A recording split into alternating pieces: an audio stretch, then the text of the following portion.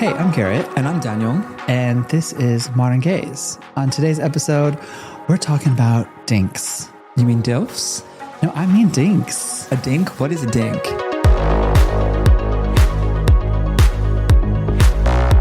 A dink is dual income, no kids. This idea of just being rich and fabulous and not having to spend all of your money on your offspring. Well, offspring is so cute though. Like, don't you want like little babies running around? Yeah, I do. But this idea came from Palm Springs, right? We're on vacation. I mean, I love Palm Springs. It's just outside Los Angeles, and it is like the best getaway from a major metro city. It's just resort life. Trixie Mattel has a motel there. I love that. It's just full of drag queens and gay clubs and rosé and pools. It's pretty fabulous. I love Palm Springs. Well, anyway, this concept of DINKS, it actually is a restaurant, or was a restaurant and bar in the city. Okay. And it was a play on this acronym of dual income, no kids, where you have so many older gays that didn't have the opportunity to build a family and decided to just be rich and fabulous and travel the world and buy a house in Palm Springs and just be tan and Live fabulous. their best life. Yeah. I love that. Well, for a gay couple to start a family, it's so costly and it's quite difficult, and there's a lot of challenges with it. So maybe the owner of this DINKS restaurant bar in Palm Springs was like, screw it, I'm not having kids. I'm just going to open a restaurant in Palm Springs and call it DINKS. Well, all the things that you can do with no kids. You know, you can buy multiple houses, you can have fancy cars, you can go to Europe. I mean, you can go to bed at a reasonable hour and get a good amount of rest and wake up looking fresh. Your 401k plan and your superannuation will be nice and fat. I mean, you definitely don't have as many obligations or responsibilities, which is a nice thing to have in general. This is true, but I feel like as an adult, you have responsibilities and you have delegations no matter what, whether you are a dad, whether you're a mom, whether you are single, whether you're married, whether you have a job. In life, you have responsibilities. Yes. You have to pay bills, girl. you have to buy groceries, you have to live, you have to survive. Like, survival is a responsibility in itself. Yeah. And I think whether you have kids or not, you're going to have responsibilities or you're going to have sleepless nights. So I think the pros and cons kind of outweigh one another on this one. I think it's like an interesting concept of growing up and having it instilled in you very early on that you're going to have a boyfriend or a girlfriend or a partner of some sort. And then you're going to get married, and then you're going to have a family and buy a house and follow this white picket fence dream. Live the American dream. Yeah. And most of my gay friends definitely have decided not to have children. Same. And I don't think it's that it was like a full decision of like, we're not having kids. It's more of the decision that they hadn't had the opportunity and aren't maybe educated about the process. 100%. I was just going to say that. Yeah. I think there's not enough education around gay family building or LGBT family building, which is a major thing. And I think there aren't enough resources online or enough awareness to help us create the family, because it's possible, especially in Australia. In Australia, it's obviously a lot more difficult than what it is in the US.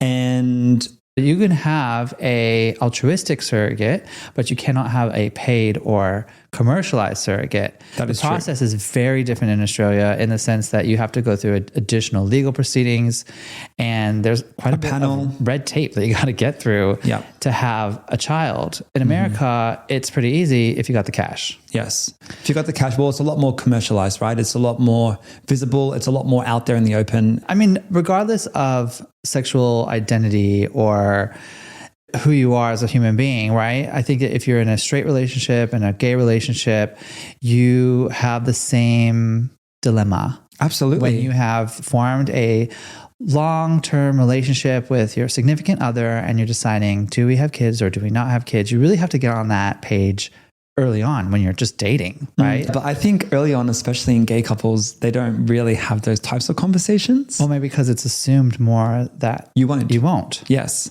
Right. So, but we had that conversation early on. We did have that conversation early on, and having kids for me was always something that I'd wanted. I remember being 19, and I would always say to my mum, I will have a kid or I will become a dad someday, even if it's on my own. Yeah. Because I don't think she even knew how I could have a kid. Do you think a part of the process of them accepting or coming to terms with you being gay was them processing if they would have grandchildren or not? Absolutely. I think when I had came out, my mum was like, oh no, you're not going to make me a grandma anymore. And I was like, absolutely I am. And I always had this determination. And I still remember that feeling that I had of always wanting to have a kid. And if you were to ask my mum today, she will say, yeah, he always wanted to have a kid. Yeah. And I don't know, even though I was gay, I never had let that deter me away from wanting to have a family one day. I definitely did also want to have kids. I always really loved kids, but I didn't always love the responsibility of watching other people's children. Yes. But I always loved this idea of becoming a dad one day. And I didn't necessarily know how that was going to happen. Right. But I wanted that partner that we have found in one another to build that family. And it took a long time for me to find that. Yeah. I don't think I had seen enough representation of two gay dads. Yeah. The beautiful thing of social media is that I have seen, and you have seen, and we have seen together so many beautiful LGBT families that show representation and show that if you want to have kids, there are options out there and that the path is possible.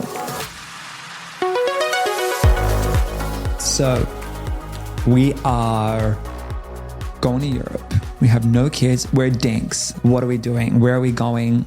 What are we seeing? Well, I mean, to be honest, like, you can just spend all your money on fabulous fashion. Okay. We're just shopping. We're shopping. We're eating fabulously. Yep. You know, we want to take like a business. Spaghetti pasta in Italy. No, honey, we're having like caviar and champagne. You know, like Cardi B, where she's like, what's up, yeah? I'm just out here in Milan eating spaghettis. Yes.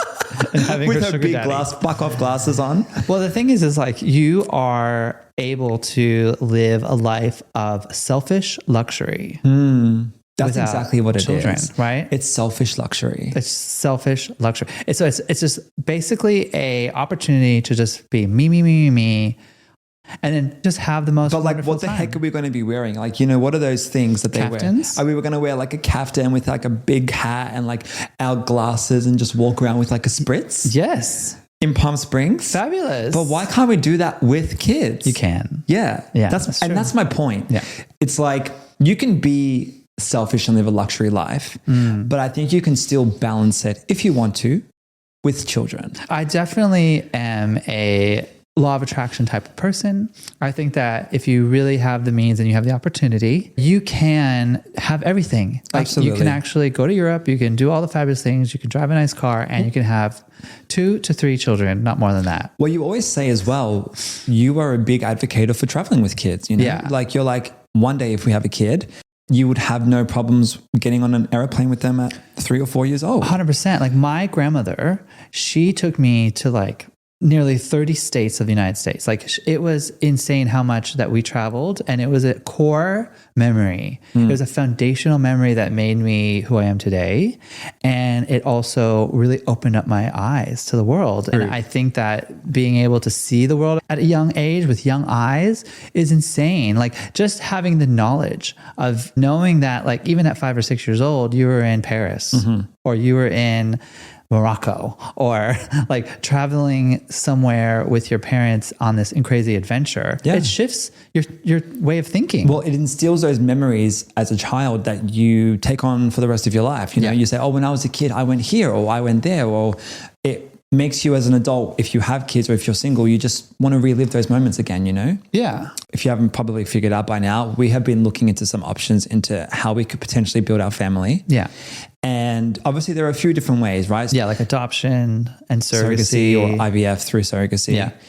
And it's very complicated and it is totally complex. I think that you have to have a heart of an angel to go through the process of adoption, and you have to be really strong-willed. Also, an adoption in Australia is very difficult, and same in the US. It's a long process. You have a very beautiful opportunity to build a family in a unique way. Mm-hmm. So with adoption, it's a personal story for me because my mom, she was adopted.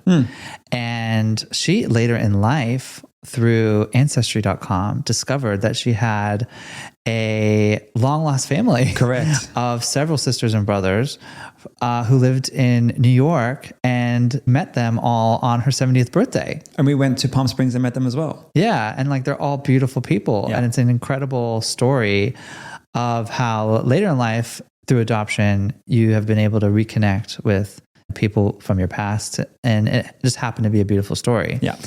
And then as well, like my biological dad, I don't know where he is. He's long gone, but I only have one memory of a father growing up at a very young age, and that is my dad now. And he officially adopted me, even though he technically was my father my whole life, when I was 13. So I went through court proceedings, and I remember that process of going through adoption and signing paperwork. And I actually even had an opportunity to change my name. That's right. The judge was like, so during this process, we can change your name because we're changing your birth certificate. And I was like, it was literally thrown on me at that moment. And they're like, maybe you want to drop your middle name? And I was like, no, I don't want to change anything. I'm good. Just leave it all, even though I had a very long name at the time. But I do think that adoption is an incredible, beautiful thing. Yeah. And you do have to have a heart of a warrior angel to go through it. I can't go through it. I couldn't. It would destroy me. No, that's fair. And I don't think I could go through it either, which is probably why we wouldn't go down that route. But lots of families do go through adoption. And as gay or lesbian or LGBTQ plus people, adoption is an option in many states. In Australia, it's also possible, but it's a difficult, long process, and it doesn't help that there aren't a lot of great laws in place that give LGBTQ plus people equal rights throughout that process. Correct. So the other alternative would probably be surrogacy, right? Yeah.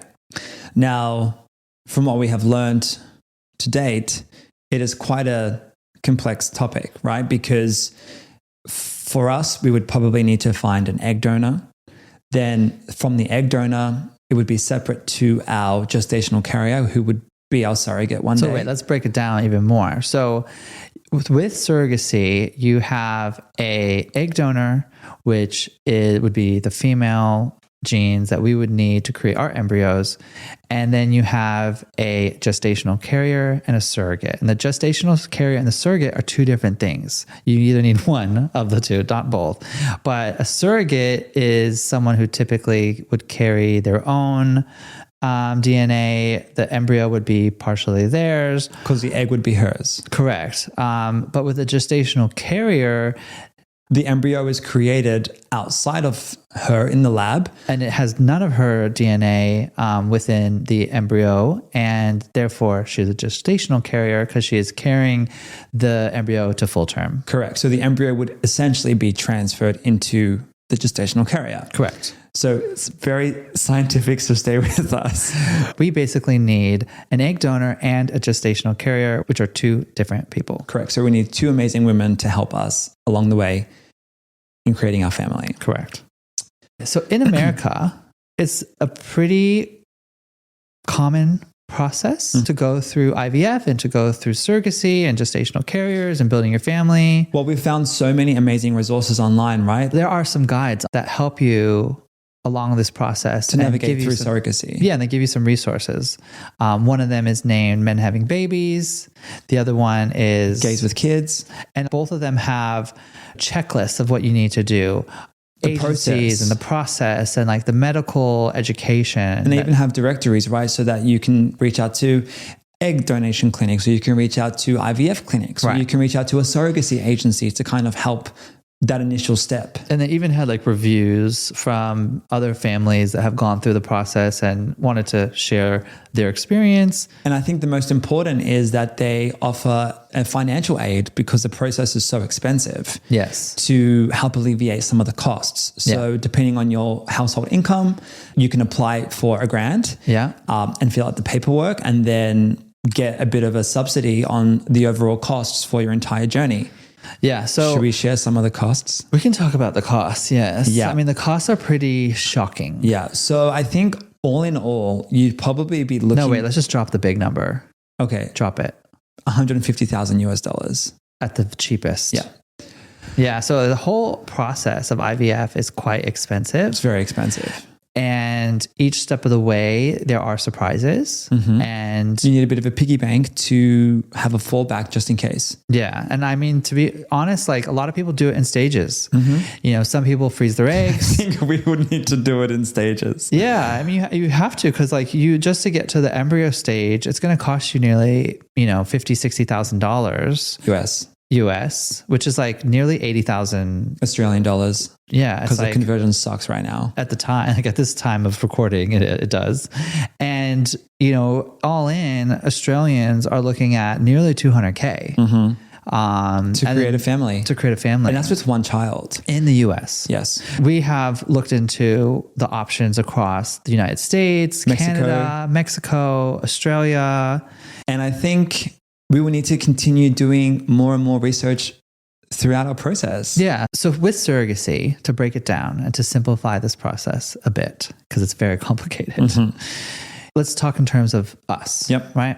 So for us to have a child, we would have to first find an egg donor who would be a female with the ability to donate her eggs, and we would collect them through our IVF clinic. IVF will collect them. Not personally. And egg and the sperm are then put together to create embryos. In the lab. Right. So if you were able to collect 5 or 6 eggs, you would then fertilize 5 to 6 eggs at the same time. And then over about 5 to 7 days, they grow in a petri dish, basically in the lab. Yeah. And we see which ones actually end up making it to day 5 or 7. To day 5 or 7. And you're going to have about half of them drop off, and they don't end up making it. Yeah. So you're left with whatever embryos you have left. Correct. Right? So then from there, the embryos are frozen until us or another couple match with a gestational carrier. Correct. So at this point, you could take a pause. You could take a cost pause. you about $60,000. But that depends on the cost of your egg donor. Yes. So you would have to pay for your IVF process. So that goes to your clinic and to your doctor. And to your egg donor's cycle fees. And there's all the medication that's required for the cycling to happen and for that egg collection to happen. You also have her legal costs to draw up the legal contracts for your agreement. And then the egg donor also would have a donation fee for her time. Correct. That it would take to go through this process. Correct. And usually that's anywhere from $8,000 up to $50,000. Who knows, however much. So now that you have frozen embryos and they are awaiting a match with a gestational carrier, right? That process of waiting could take up to a year. And there's a long list of people that are waiting right now. So what about the DINKS? They're just kind of like chilling in Palm Springs at the restaurant? Oh, yeah. They have no worries about children right now. Right. But these people who are waiting on this list, it used to be like 3 months, 6 months. Now it's like 12 months, 18 months. And a lot of gays are wanting to have kids. As they should. The science has come so far, and the possibility and having that ability and option to create a family. Yeah. I think it's so special today, because why should we not have the ability to make a family just because we're gay? Yeah. And you also have a long time to wait while you are in this process, so you can still live that DINK fabulous life until the day comes. I think if we have kids, babe, one day we will still live a fabulous DINK life. Yes. Yes. So now you've been matched with a surrogate / gestational carrier. Okay. And it's time to transfer. So you're going to go through a legal process, a medical clearance process of making sure that this is the right person for you to build your family. Something that we kind of skipped over is that you have the option to work with an agency, or you can do this all on your own. Correct. You can find your own surrogate. You can make Facebook posts and put it on Instagram and try to find someone. Yep. Which in Australia and in Canada, you would need to do it because it's altruistic, meaning that the gestational carrier has to be voluntary. So whether it's a friend, a sister, a mum, a friend's friend, whoever it might be, they need to volunteer to carry a child. Yeah. You'd go through the matching process for your gestational carrier in the US with your agency. Once you're on the wait list, here's your potential match. Do you wish to move forward? So then you will go through the medical clearance and legal clearance, and then I suppose the transfer? Yeah. So then once it gets down to the transfer time, your gestational carrier will then work with your IVF clinic to schedule a time for that transfer to happen. And it's a pretty quick procedure. Okay. And that's it, done. And then you wait. Then you do a pregnancy test, and then they do an ultrasound, and then you have a confirmed heartbeat and you're pregnant. Yeah. And if, unfortunately your first transfer doesn't take, you do have the option, depending on how many embryos you have, to potentially transfer again. Correct. And a lot of the times a second transfer is required, and a third transfer may happen as well. Now that you have this gestational carrier carrying your baby, you go through that ride with her as much as you can. Correct. And a lot of international people work with surrogates in the US and all over the world, and not everyone can be there. And it's a difficult process to navigate as well. But at the end of this whole long journey, sounds very long, you have a baby. Yeah. And there is a benefit of working in certain parts of the world than others legally. Correct. And it's complicated. And let's talk about that, because this for us is a big thing that we're still kind of looking into a lot more and doing our research. So in the US, you have certain states that have something called a pre-birth order. And it's agreement that you have filed and pre-approved with your gestational carrier and your lawyers and the government. And basically it is all organized so that when our baby is born one day, that you and I are the only listed parents on the birth certificate. Now, genetically, obviously, I'm not getting pregnant anytime soon. So we tried, it didn't work. But like serious, like this birth certificate, the only point of it is the parentage. Correct. Obviously, there would be all these documentation about how kids are made through surrogacy and through IVF, gay, straight, whatever, all around the world. But with the birth certificate, it's important for us to be on it, because we can make all of the decisions legally, and we have no influence from other entities or other people who've been along the ride of creating our child. And I think that's an important difference. Agree. It sounds like it's just a piece of paper, but it's got so much more meaning to that than just what it is. The laws are changing really quickly. And I think the laws in Australia have really changed to a benefit for us. The laws are changing very quickly in Australia, correct. And the laws in America are also changing, positive and negative. And I think that, it's really important to know that we only know what we know in this moment from what we can research right now. Absolutely. And it could be different tomorrow, and it could be different in a month or in a year from now. And it's moving so fast that I think that it's important that if you do want to build a family and it's on the back of your mind, and if it's something that you're thinking about in the future, you should simply do some research and some understanding of the laws. Have a look at men having babies. Have a look at gays with kids. Reach out to other gay dads on Instagram. I know so many people have been so open and so positive about wanting to help other gay people create family as well. Seeing a lot of these gay dads and a lot of these couples that are going through surrogacy and sharing their whole process. It's important. It's really important because there's so much education and so much misinformation out there that it's really great to see people going through it in real life. And you can learn a lot about it if that's something that you're interested in. For sure. Okay. So we have DINKS versus becoming a dad. Yes. Both sound really lovely to me, if you were to ask me. Being a dual income with no kids in Palm Springs in our caftan, having a margarita with a pizza in Mykonos.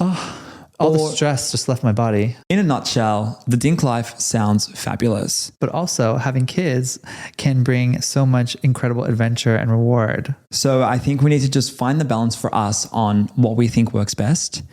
And look into our options a lot more, because it sounds like there is still a lot that we need to learn as well. Yeah. So if you are looking to build a family or just do a little bit of research, we're going to have some really great resources and links in our episode notes. So make sure to check them out. Definitely hit up Gays with Kids and Men Having Babies, as they have insanely amazing resources and great information for you to just start the journey. Yeah, and look into your options. So if that's not for you, also feel free to live your best in life, book a travel adventure to Palm Springs and go sit by the water and have a margarita and glass of rosé for me. Glass of rosé for Garrett. Hey everyone, thanks for listening to Modern Gays. We hope you're enjoying our podcast so far. Make sure that you follow, turn on alerts, and even turn on auto downloads so that you get our episodes first. Our episodes come out every Tuesday and they stream anywhere podcasts play.